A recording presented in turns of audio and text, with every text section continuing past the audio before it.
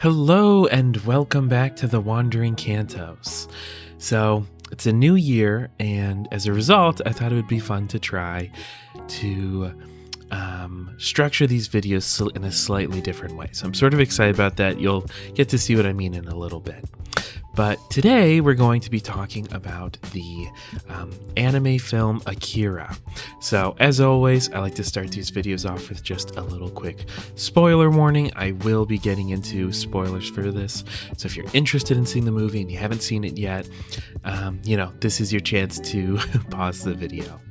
And while I'm giving everyone a chance to pause the video, just wanted to, remind everyone that if you're enjoying this content, please consider subscribing, giving the video a like, and, I'll call for this at the end of the video as well, but I'd love to see in the comments your own thoughts on the film, your own interpretations, what you liked, what you didn't like. I genuinely really enjoy, engaging in a conversation there and, having people to talk about these movies with. So with that being said, I think we've given everyone a fair chance to press the pause button, so we can jump right into it. So I never know where to start these videos at, because a lot of these movies we've been discussing are, masterpieces, or just really strange, or, all over the place. It's always sort of hard to know where to start the discussion, especially when you're done watching a movie and, your mind is racing with thoughts of things you liked, things you didn't like, etc. So I thought it would be fun to sort of try to always start these videos with just a brief mention of effectively what I thought the movie was going to be about. So, and we'll draw this as sort of a mind chart here. So I thought it was going to be sort of a cyberpunk racing movie. I thought it was going to be, maybe sort of an underground racing syndicate where you're gambling and betting and, almost like what I also could potentially be incorrectly assuming Speed Racer is about, but I thought it was going to be about that. So if you've seen Akira, you can imagine my surprise by the fact that it's not like that at all. And also, in a weird way, despite having the legendary Akira slide, which is seen in anime and films all over, I feel like motorcycles sort of play not that big of a role in the plot. They're there, but and there's a really cool part at the end of the movie where the motorcycle is more integral, but it's not a motorcycle racing, it's more like a biker gang movie. So in regards to the motorcycles, what this movie's really about, which we can draw here, is it's really like a cyberpunk disaster movie, sort of mixed with dystopia, sci-fi, which feels separate from cyberpunk. It's philosophical. There's action, mystery, and so much more. It's sort of also, I guess I should say, an apocalypse movie, which sort of fits with the disaster movie, but feels relevant to specify that. So Akira is about, there's basically been World War III, the world is, sort of in ruins, and it's just sort of basically starting to rebuild, and everything is destroyed and damaged. The city is like full of graffiti, the schools are horrible, like it is not a good condition to be in. And there's this biker gang which has Kaneda as the leader, and Tetsuo, who seems to be sort of this sort of not fully a member of the biker gang, maybe sort of bullied, maybe sort of like a little brother type, and they get into these gang wars which cause them to get sort of entwined with this larger conspiracy about these kids slash maybe not kids with telekinetic abilities,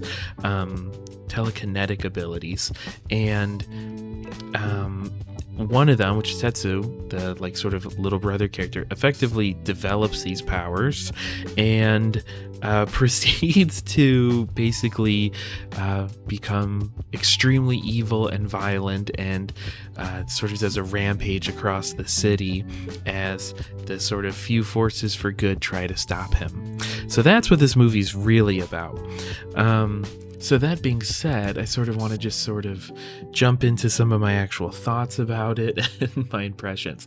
So one thing I wanted to point out, because as soon as I saw the first sort of mind power child, who was in this helicopter and in this really weird chair that sort of reminds me of that one Marvel character, I immediately thought that this felt very David Lynch-esque, to the point that I wonder if there was any sort of crossover influence one way or the other, just because these strange children who are like wearing suits and, you know, also look like they're potentially like really shriveled up and old. I don't know if that's supposed to depict them being shriveled up and old, or if their like skin colors just like due to age, or if using their powers sort of shriveling them.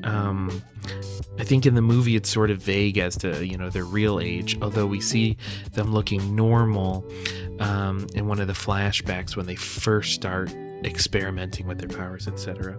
But it's a very Lynchian sort of plot. It reminds me of like Mulholland Drive, you know, Blue Velvet, and even in Twin Peaks, I feel like there's, you know, a lot of stuff with the whole Red Room and stuff. I don't want to get too into spoilers for David Lynch's content, but I guess if you know, you know.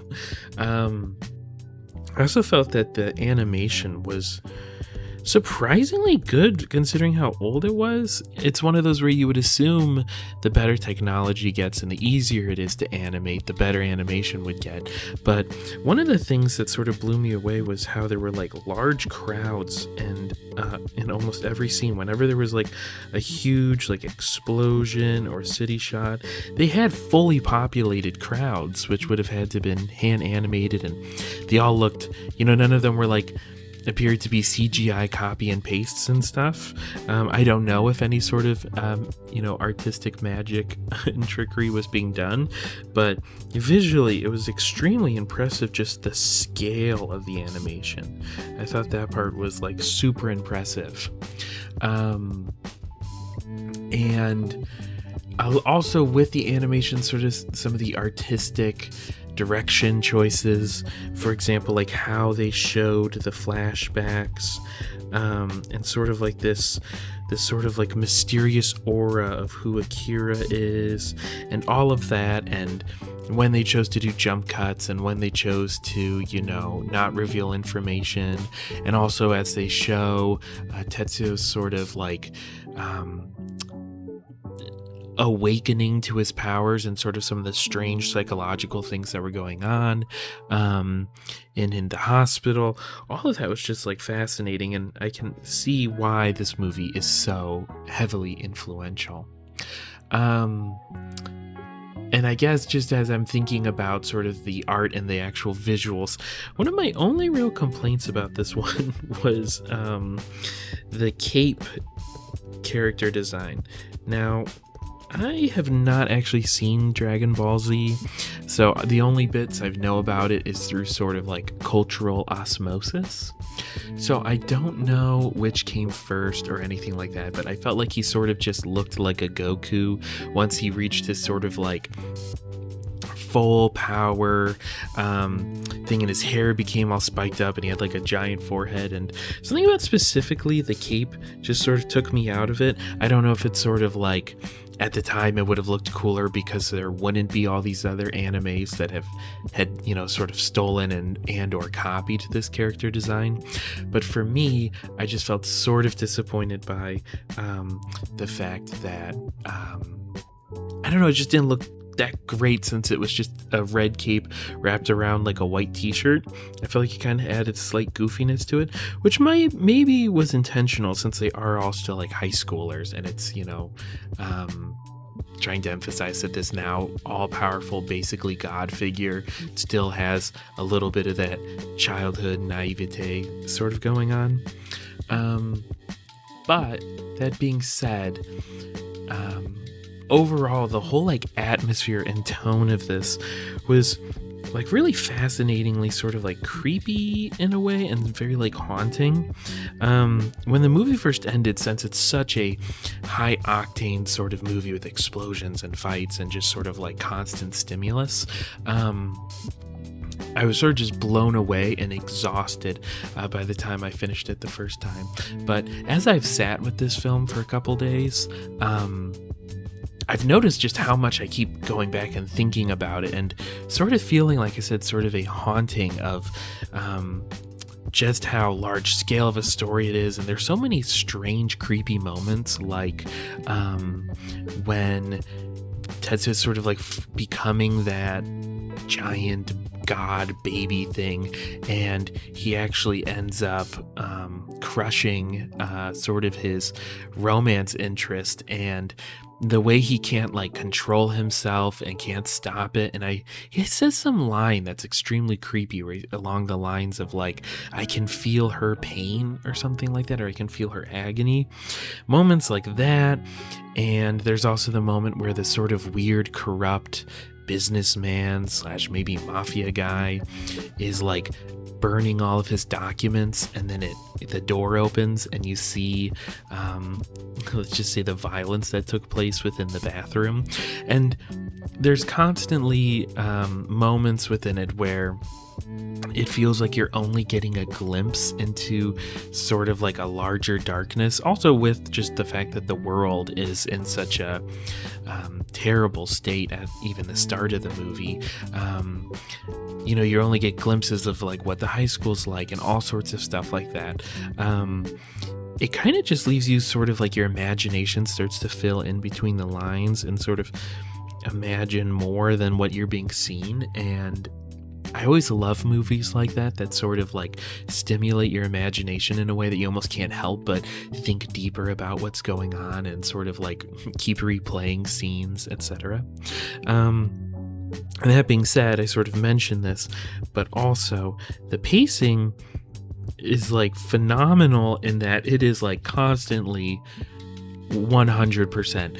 I don't think there's ever a scene that goes on for longer than like 30 seconds before there's like a massive explosion or a fight or a huge crazy reveal or something massive. There is like no downtime in this movie. It starts at 100% and it just keeps going from there without ever really taking a breath.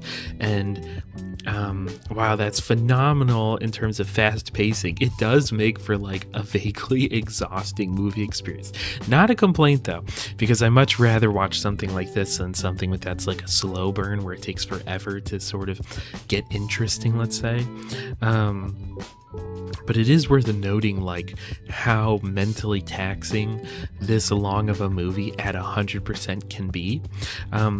I'm pretty sure I heard that there's actually like a much longer sort of like deluxe edition type thing where I think it's like over 3 hours. And while part of me really wants to check that out because I really enjoyed this movie, part of me just can't imagine how exhausting that experience would be. What else? Some questions I had about this is the ending's a little confusing.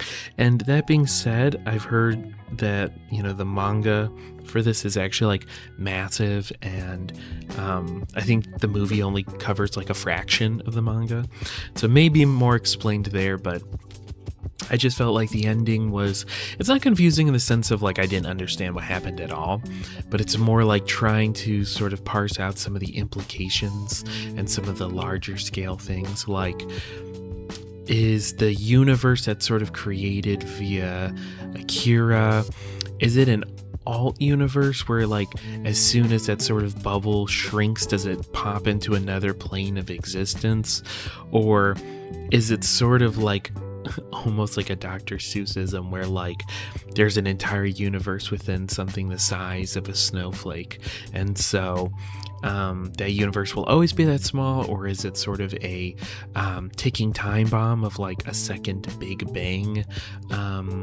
Sort of curious about that. I also felt like with the ending, there was some implications about Kay maybe having powers, because I feel like the kids are talking about Kay and they're explaining everything, and at one point they say, oh, and there's something going on with your friend, and Kaneda says, my friend, what about them? And then I think he gets pushed out of the sort of light bubble before we get a clear answer. But again, I'm assuming that's probably covered more in the manga, so it's not a complaint, but it's more just for the sake of discussion, bringing up things that sort of left me a bit confused. Also, did Tetsuo, was he actually originally part of these sort of children experiments? Because during some of the flashbacks, we see that he was sort of like abandoned and then sort of adopted into this new program with the school and everything, and that's how he met Kaneda. And I'm not sure if it's sort of implied that he like ran away from the program, or the program saw him as not having enough power so they kicked him out, or anything like that, or if he was just, you know, abandoned by his parents and had no connection. Because I sort of felt like I got an implication that he might have been part of the experiments, and then that's part of why he was able to have such like a powerful awakening.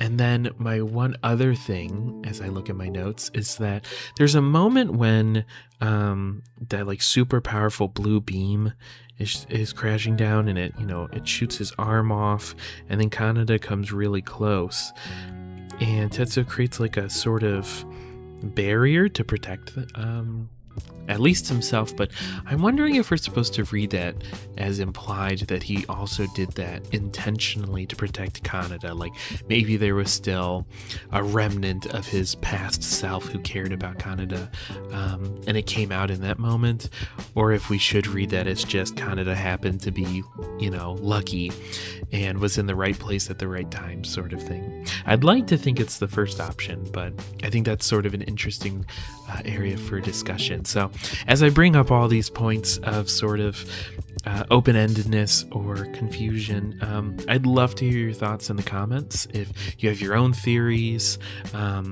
technically I'd prefer if you didn't spoil the manga too much, but so I'd prefer just to hear your own thoughts just based on the movie, because sometimes I just enjoy discussing things for the sake of discussing it rather than just looking up the answer, if that makes sense. I think it's, just more interesting and more engaging to sort of try to create theories of your own, especially with what's actually shown on screen. Oh, and one other thing, this is sort of, I'm jumping all over the place, but with this sort of creepy hauntingness, one other thing I wanted to mention was, which also kind of connects to pacing, was how well they sort of covered the sort of like, this sort of descent into being a killer. Because at first we see him where he beats up that other motorcyclist who stole Kaneda's motorcycle, and he's all embarrassed, and his gang has to basically stop him, and they're saying, oh, you're gonna kill him if you keep hitting him like that, and it's implied that he kind of wants to because he has this chip on his shoulder. And then once he gets the power, he sort of has the big fight in the mind-powered children playroom area, but then we sort of get like the first real visceral one, which is with the bartender, and because we even get to see then some of the other fellow gang members see sort of the aftermath of that act of violence, let's say, and then from there it quickly descends into him destroying like at least half of the city, and then he proceeds to much later with Akira and everything destroy much more of the city.